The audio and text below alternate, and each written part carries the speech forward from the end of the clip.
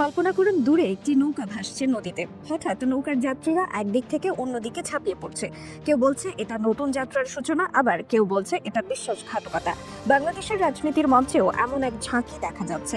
BNP ছেড়ে জামায়াতে ইসলামীতে যোগ দিচ্ছেন অর্ধশতাধিক নেতাকর্মী। এই ঘটনা কি শুধুই একটি রাজনৈতিক কৌশল, নাকি এর পেছনে লুকিয়ে আছে গভীর কোনো কারণ? বুধবার 22 অক্টোবর বগুড়ার নন্দীগ্রাম উপজেলার ভাটগ্রাম ইউনিয়নের 3 নম্বর ওয়ার্ডে একটি অনুষ্ঠান চলছে। জামায়াতে ইসলামী আয়োজিত এই অনুষ্ঠানে প্রধান অতিথি হিসেবে উপস্থিত ছিলেন বগুড়া 4 আসনের জামায়াতে ইসলামী মনোনীত সংসদ সদস্য প্রার্থী ডক্টর মোস্তফা ফয়সাল পারভেজ। অনুষ্ঠানের মঞ্চে একে একে উঠে আসছেন বিএনপির সাবেক নেতাকর্মীরা। তাদের হাতে জামায়াতের নতুন সদস্য ফর্ম, মুখে নতুন দলের প্রতি আনুগত্যের প্রতিজ্ঞা। ডক্টর মোস্তফা ফয়সাল পারভেজ নবযোগদানকারী নেতাকর্মীদের গলায় ফুলের মালা পরিয়ে বরণ করেন। সেদিন জামায়াতে যোগদান চট্টগ্রাম ইউনিয়নের 3 নং ওয়ার্ড বিএনপির সাবেক সভাপতি, ইউপি সদস্য সহ অর্ধশতাধিক নেতাকর্মী। এই খবর সামাজিক যোগাযোগ মাধ্যম ফেসবুকে প্রকাশের পর থেকে তোলপাড় শুরু হয়। বিএনপি নেতাকর্মীরা বিএনপি থেকে জামায়াতে যোগদানকারীদের আওয়ামী লীগের দোসর আখ্যা দিয়ে আওয়ামী লীগ নেতাদের সঙ্গে তোলা জামায়াতের নব যোগদানকারীদের বিভিন্ন ছবি ফেসবুকে পোস্ট করতে থাকেন।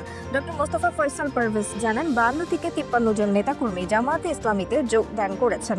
তার মতে, জামায়াতে যোগদানের মাধ্যমে নন্দীগ্রামে ইসলামী আন্দোলনের ভিত্তি আরও সুদৃঢ় হবে। অন্যদিকে উপজেলা বিএনপির সভাপতি বলেন, একসময় ইউপি সদস্যরা খাসি জবাই করে খাওয়া দিয়ে আওয়ামী লীগে যোগ দিয়েছিল, এখন আবার জামায়াতে যোগ দিচ্ছে। যাদের কথা বলা হচ্ছে তারা বিএনপির কেউ না। শুধু বগুড়াই নয়, দেশের অন্যান্য জেলায়ও একই চিত্র দেখা যাচ্ছে। শেরপুরের নকলা উপজেলা চন্দ্রগোনা ইউনিয়নে জামায়াত মনোনীত চেয়ারম্যান পদপ্রার্থীর উপস্থিতিতে বিএনপির 24 নেতাকর্মী ও সমর্থক আনুষ্ঠানিকভাবে জামায়াতে যোগ দেন। উপজেলা জামায়াতের আমির জানান, তারা কয়েক মাস আগে থেকেই জামায়াতের সঙ্গে যোগাযোগ করছিলেন। নিয়ম অনুযায়ী তাদের সহযোগী সদস্য পদ দেওয়া হয়েছে। উপজেলা বিএনপির সাবেক আহ্বায়ক বলেন, যোগদানকারীরা তেমন পরিচিত নন, তাদের চলে যাওয়ায় বিএনপির তেমন ক্ষতি হবে না। ময়মনসিংহের গফরগাঁও এলাকাতেও একই ধরনের ঘটনা ঘটেছে। সেখানে বিএনপি থেকে একযোগে অর্ধশতাধিকেরও বেশি নেতাকর্মী একত্রে জামায়াতে যোগদান করে। তাদের জামায়াতে যোগদান করার একটা বড়সড় অনুষ্ঠান করে ও ফুলের মালা দিয়ে তাদের বরণ করে নেওয়া হয়।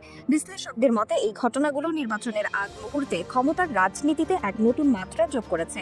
কেউ কেউ বলছেন, এটি আসলে নির্বাচনের আগে সুবিধাবাদী রাজনীতির একটি রূপ, যেখানে ব্যক্তিগত লাভ ও ভবিষ্যতের সম্ভাবনায় সিদ্ধান্ত নির্ধারণ করছে।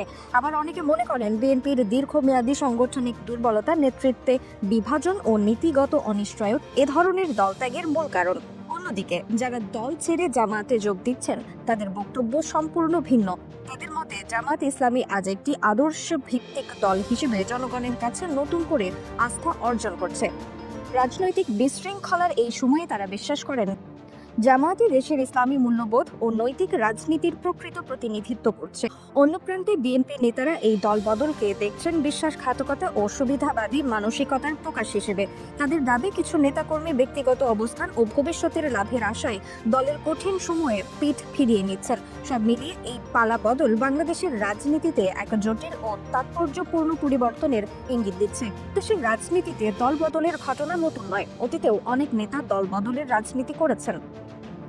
এর অন্যতম উদাহরণ তৈমুর আলম খান। একসময় বিএনপির গুরুত্বপূর্ণ নেতা ছিলেন তিনি, কিন্তু দলীয় নীতি ও নেতৃত্বের প্রতি অসন্তোষ থেকেই গঠন করেন তৃণমূল বিএনপি নামের নতুন রাজনৈতিক দল।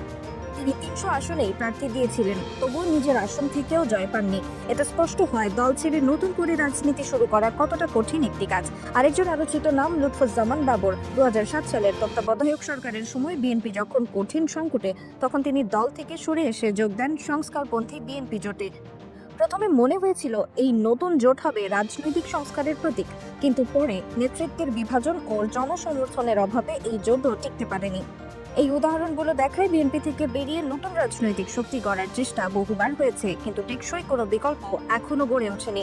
তবে এই ধরনের দলবদলের ঘটনা বিএনপির জন্য কী ধরনের প্রভাব ফেলতে পারে, বিশেষ করে আসন্নিক নির্বাচনের প্রেক্ষিতে?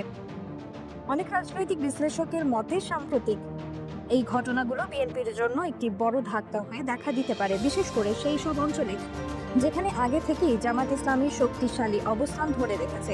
দীর্ঘদিনের সহযোগিতামূলক সম্পর্ক থাকা সত্ত্বেও মাঠ পর্যায়ে এখন স্পষ্টভাবে দেখা যাচ্ছে প্রভাব বিস্তারের প্রতিযোগিতা।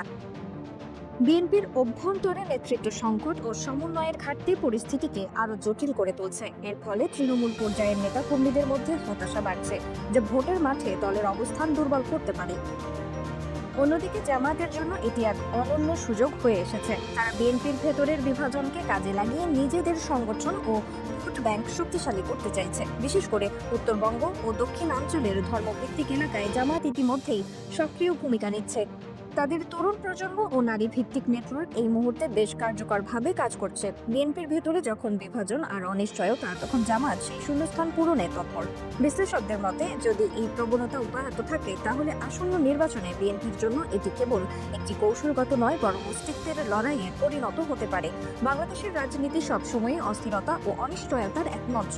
এখানে বন্ধুত্ব আর শত্রুতার সীমানা প্রায়ই মিলেমিশে যায়, কখনো অদ্ভুতভাবে বিন্দু মাত্র সতর্কতা ছাড়াই পাল্টে যায় সম্পর্কের সমীকরণ। সাম্প্রতিক সময়ে বিএনপির নেতাকর্মীদের একাংশের জামায়াতে যোগদান এই বাস্তবতাকেই আবারও সামনে এনেছে।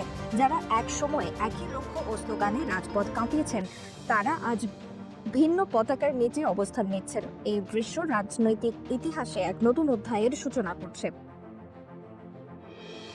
রাজনৈতিক বিশ্লেষকরা মনে করছেন, এটি শুধু দলবদলের ঘটনা নয়, বরং বাংলাদেশের রাজনৈতিক সাংস্কৃতিক পরিবর্তনের ইঙ্গিত।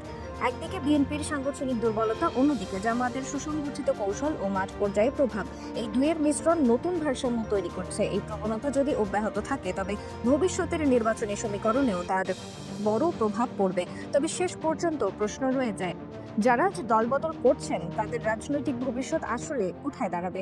রাজনীতি কখনো স্থায়ী শত্রুতা বা বন্ধুত্ব চেনে না, চেনে শুধু সুযোগ, প্রেক্ষাপট ও কৌশল। তাই নিশ্চিতভাবে বলা যায়, এই পরিবর্তনের ঢেউ আগামী দিনে বাংলাদেশের রাজনৈতিক মানচিত্রে নতুন রং যোগ করবে। রিফাত আর ইসলাম, ডেইলি ডটস 24।